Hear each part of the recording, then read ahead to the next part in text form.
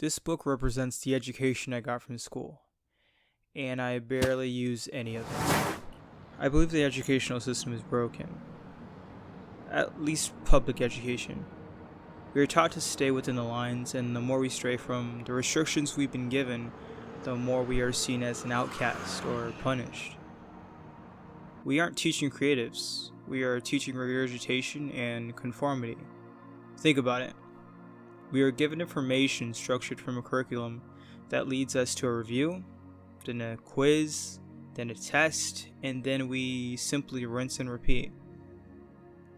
We are seated in organized rows that look too much like a factory line. We raise our hands if we have a thought and are told if we are right or wrong. There's no middle ground or room for creativity, just black and white. Before we know it, we've graduated and we are expected to properly prepare for life. But all we got good at is doing what we were told. Cramming information for the upcoming test, only to forget it and make room for the next pile of information, like clockwork. The problem is, life doesn't work this way. Life is messy, chaotic, confusing, and not straight to the point. The creatives thrive, and the black and white learn how to settle for mediocrity and follow the crowd. What happens when the crowd is wrong? When everyone is just following each other, hoping that they're doing the right thing? Creativity wasn't a priority, so there's no fighting the system, only following what the system tells us is right or okay. Things like going straight to college and accumulating debt. But don't worry, it's good debt. Getting a credit card, getting a loan out to pay for that fancy new car, buying things because things will make you happy. The more money you have, the better off you'll be, and the fact that fast food is perfectly normal. The question I want you to ask yourself is, what has school done to prepare me for life? I'm not even talking about your job. I'm talking about everything else. You are now going to have a tremendous amount of time on your hands because your week isn't set in stone anymore. You can get a job or stay at home and play games all the time. You can work mornings, a 9 to 5, or work straight through the night. You can be an entrepreneur. You can travel or hibernate to where your parents have to check on you to make sure you're still alive. Hey friends, welcome back to the channel. If you're new here, my name is Marcus. I'm an educator out of Florida, and here we explore strategies for musicians to develop better habits in and out of the practice room, both physically and mentally. Hey guys, you might notice this is not my typical setup. You can probably guess that this is where I live. I would normally do my videos after I have church, so on Sunday I would perform at church and then I would use that space to record my videos. But you know, people kept coming like in and out, and it didn't feel like I could really get personal and feel comfortable. I would always feel rushed, and it's just not something I would feel like going through when I make videos for you guys. Hopefully you notice a different vibe in this video. I'm trying to get comfortable with the idea of talking to a screen, and being somewhere that I feel comfortable just expressing myself seems to be a great way to do that. Marcus, we need to talk. Okay, your name's probably not Marcus, but if it was, I probably just freaked you out. How does he know so much about this? This is very kind of you. I say this because I'm gonna be directing this video to my younger self. These are things that I wish someone would sit down with me and talk about. I'm talking about lessons for life. Not for a quiz, not for a test, not for a final exam. I'm talking about for life. Things you will probably be using every single day. Okay, I'm only 23. I'm nowhere near done with life. But I have gone through that transition from leaving high school. I've had an apartment. I've been living with my girlfriend. I've had bills. I've had jobs, I've had steady sources of income, I've had to deal with credit cards, I've had to deal with actual cars. I've been through enough to where I feel comfortable talking about a transition into life and things I've learned so far. It's my personal lifelong mission to notice what makes successful. And I'm not talking about money, I'm not talking about cars, I'm not talking about fancy things. I'm talking about just purely happy. What makes someone happy to get out of bed? What makes them want to go to their job? Enjoy what they do for life. Not look forward to weekend, but look forward to every single moment of every single day. What are the things that weigh people down? And what are the things that build people up? Whether you're graduating high school, graduating college, or just curious, I want to share with you my 10 lessons for life. Achieve mental clarity. Control your money. Credit cards are not free money. You are limitless without your ego. Your new best friend. It's your life. Educate your soul. Be your hero. Lifelong learner, the endless pursuit. Forget college. These are 10 things I've stumbled upon by just living life or just educating myself past what I've learned from school. The fact is, most of the things I learned in school, I forgot. I don't use science. I barely use math. English, I speak. I guess, I read books. Calculus. There's culinary. I cook food for myself, if you count ramen. So whether you're lost or just curious, I would like to give you these 10 life lessons to help you make less mistakes and get better faster, whether that's through music or just being happy. Number 1, the importance of mental clarity.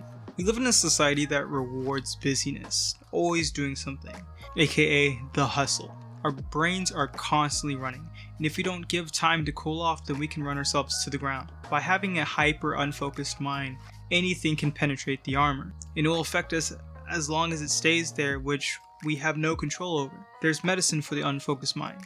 It's ancient and remains timeless. It's meditation.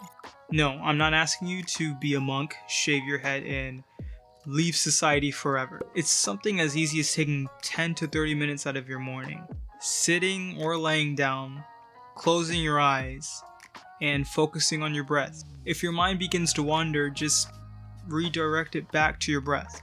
It's literally that simple. This is a way of controlling the mind's thoughts and not letting outside distractions change the way you perceive things. Think about how many things can affect you during the day. The things that make you happy, sad, mad, angry, frustrated, confused. Now, instead of them really affecting you, what if you could just turn it off, as if it never affected you at all? Think about how happy you could be by not being affected by those negative thoughts. Trust me, look into meditation. You can thank me later. Number 2, control your money. It can be a very useful tool when utilized properly. If you don't control your money, then your money is going to control you through debt, greed, and enabling addictions. If you follow this very simple formula, then you're going to be better off than most Americans that seem to be lost in the endless hole of debt, that confuse credit cards for trading cards and think that money equals happiness. Here are 3 things you need to think about when it comes to controlling your money.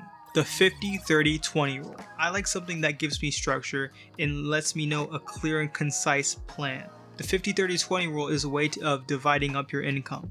In an ideal world, 50% goes towards savings, 30% goes towards needs, and 20% goes towards wants. Most people coming right out of high school, I think they could very much manage this pretty easily. As long as you don't get caught up in an inflated lifestyle or try to keep up with the Joneses, then I think this is very possible. For those older people that may, have racked up a little bit more expenses, then 50% would go towards needs, 30% would go towards savings, and 20% would go towards wants. Either way, I promise, if you go by this structure, you'll be pretty set when it comes to money. The second thing you need to do is have an emergency fund, because this will be the best friend you never thought you'd have. So many Americans are in debt.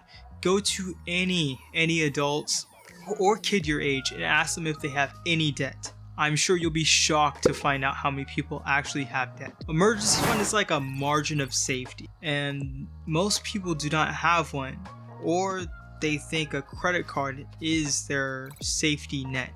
So when you get that flat tire, or get sick and have to go to the doctor, or your hours get cut from work again, most people reach for a loan or a credit card. Your goal should be to at least have $1,000 in your emergency fund before paying off any debt, because it's hard to get out of debt if you don't have a safety net. The third thing you need to do is budget. Now and forever. Always know where your money goes and track your progress. And the 50-30-20 rule is a great way to start that process. I'm talking gas, groceries, just eating out, buying that random thing you just got, your Netflix, Hulu, Amazon, whatever subscription to Disney Plus, any kind of insurance you have, any car payment you may have right now. All of that should be listed out in a budget. I've spent years seeing money come in and out of my bank account and wondering why I kept hitting close to zero every single month. Heck, every single week. I'm broke. I have a $100K student loan. I have absolutely no idea how I'm going to pay off. I would add on obligations through subscriptions or just buying things and not really know if I actually had enough money to pay for it. With no safety net, I just added up credit card debt and didn't even think twice. It wasn't until COVID until I finally learned about the concept of budgeting. Before I knew it, with my income alone, I was able to pay for me and my girlfriend's part of the rent with no stimulus check and an unsteady source of income. I was thankful I even had a job at all. Thank you, sir. Good luck. Trust me, budgeting is a lifesaver. Number 3, credit cards are not free money. Story time. Here I am at the end of my senior year, on track to be manager at Taco Bell KFC, my very first job. I walk into Wells Fargo to get an account set up. Next thing I know, she was checking my eligibility for a credit card. As soon as I found out I had a $1,000 credit limit, I jumped at the chance. How soon can you move the money? I have $1,000 I could spend whenever I wanted to. It's like free money. Cha-ching! I was excited. Ignorant and naive, but excited. She said something about not paying all of it and, that it wasn't free money, but honestly, I was just too excited about hearing the number. I completely forgot about everything she said. When I left, I had a Wells Fargo account and a credit card. One day I ended up using $600 for my indoor marching fee because if I didn't find a way to pay for it, I wasn't able to play at finals. And I was playing at finals. Okay, O'Connor, give it your best shot. But I didn't have enough money to pay it back, and well, out of sight, out of mind. Credit cards help you build strong credit scores, which will help you save a lot of money when you make those major purchases that you're bound to make throughout your life. Credit cards are basically report cards for life that other people can see. They help your eligibility for loans, for a car or a house, or just getting accepted into an apartment complex. The better your credit score, the less you pay, the better off you are. If you don't have any discipline with spending, just don't get a credit card. If you misuse a credit card, you end up going into debt. And if you don't pay it back, that debt just grows as it sits there. And you also get rewarded with a damaged credit score. What did I do to deserve this? How? Why me? 4 things to never forget about credit cards. Never carry a balance. I mean it, never. Which means you have to pay off what you spend in full when your statement balance comes in. Set up autopay by connecting your current debit card. This will make sure that you do not carry that balance over. Spend it no more than 10% of your credit limit. Trust me, no more. And only spend the money that you're going to spend anyway. With gas, a drink, or snacks. Just instead of paying for it with the cash you already have, pay for it with a credit card and then pay it off later when the statement balance comes in. Spend the money you were going to spend anyway aka the money you already have. Instead of buying that candy, drink, gas, or I don't know, that game with the money you already have, use your credit card instead. And then when your statement balance comes in, just pay it off. Yes. Credit card. Normally, a statement balance would come in before the actual due date. So the statement balance is when the credit bureaus see the money from your credit card, and the due date is when you have to pay it off. So as soon as the statement balance comes through, that's when I would pay it off, because there's no need to wait. Disclaimer here, this is not financial advice.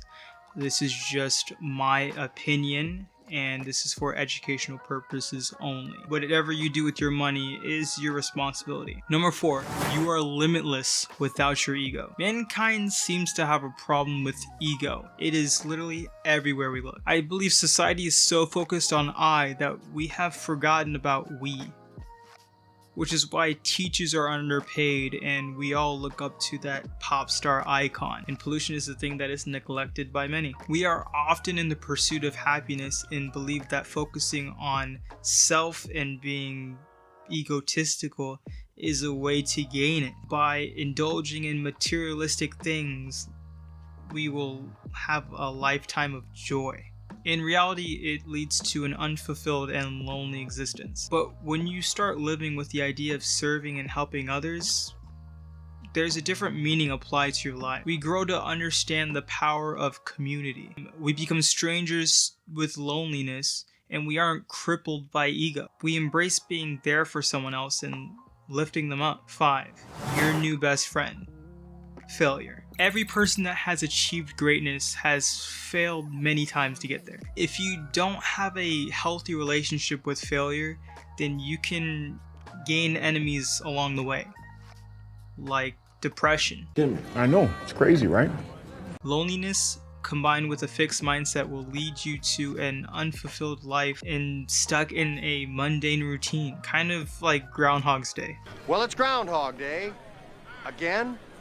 The truth is, failure is nothing but opportunity, and the only true failure is giving up on something worth failing for. Number 6, it's your life. Opinions are like butts.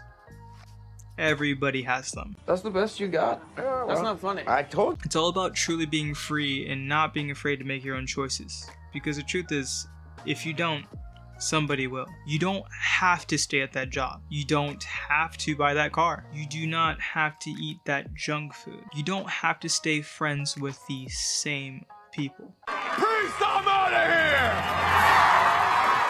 Your life is a collection of decisions, and nobody is responsible for them but you. If you don't like it, change it. You can change that through whatever you want, through financial and mental freedom. Number 7, educate your soul. Feed the right wolf. In life, there are 2 wolves. The good wolf represents truth, hope, faith, happiness, humility. The evil wolf represents anger, greed, self-pity, ego. The one you feed will be the one that grows and will eventually overpower the other. Did you win? Nate. By learning habits that feed the good wolf, we allow our souls to thrive and have limitless potential. 2 ways to begin this journey is through Stoic and Buddhist philosophies. There's the life-changing realization of Buddhism that life is suffering, and the tool to battle against that suffering, or at least ease the mind from suffering, the Eightfold Path. And the Stoics will teach us how to greet pain and hardship without having feeling or complaint. It's an interesting offer, something to meditate on while I consider a new career. I have a lot more to learn, but I will dedicate my life to understanding these values the best I can, because I choose to feed the good wolf every single day. Number 8, be your hero, protector of your soul. Imagine your idol seems to do and say all the right things, is the perfect image of what you would like to be when you grow up. Now imagine they're with you all day today. Would you have done things differently? Are there certain things you would be ashamed of? Only you see the person you strive to be. Everything you wish you could be like. Let you be the protector of your highest possible self. and fight anything that comes along and starts to interfere with any of those values. Be your hero. Number 9. Lifelong learner. An endless pursuit. It's not abnormal to be eager to finish school. Yeah, tell me about it. And unfortunately, many of us can see it as the end of our education in a way. The same conclusion can come at the end of college. But the truth is, we should never stop learning. If we stop learning, we start becoming stagnant or embrace mediocrity. We ignore change. We must remain lifelong learners and seek constant growth. 3 areas we should always educate ourselves on are the physical, the financial, and the mental. These 3 paths will only lead you towards success in life. Number 10, forget college. I like this guy. He's crazy.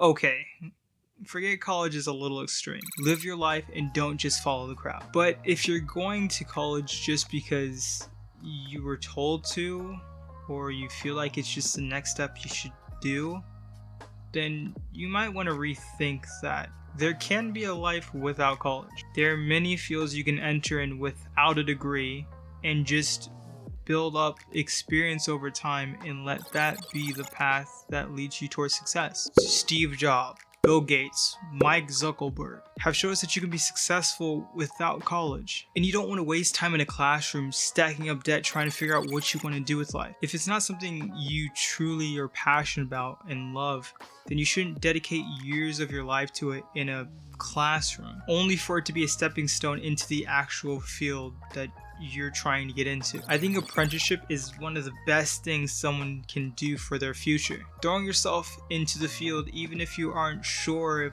that's what you want to do for the rest of your life. You can volunteer and just gain experience and get to know what it's actually like, away from the books, the educational institutions, and just really understand what it means to actually be someone that works in that field. And you can find out if you actually want to be in that field without racking up tons of debt to figure it out later on.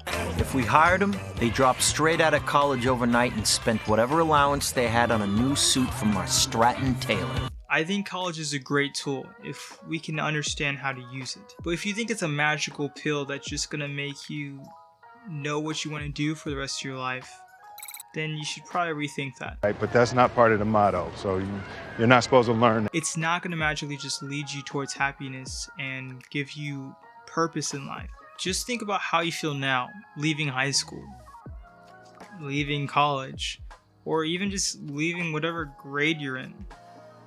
That's pretty much how it's going to feel. Well, that sucks.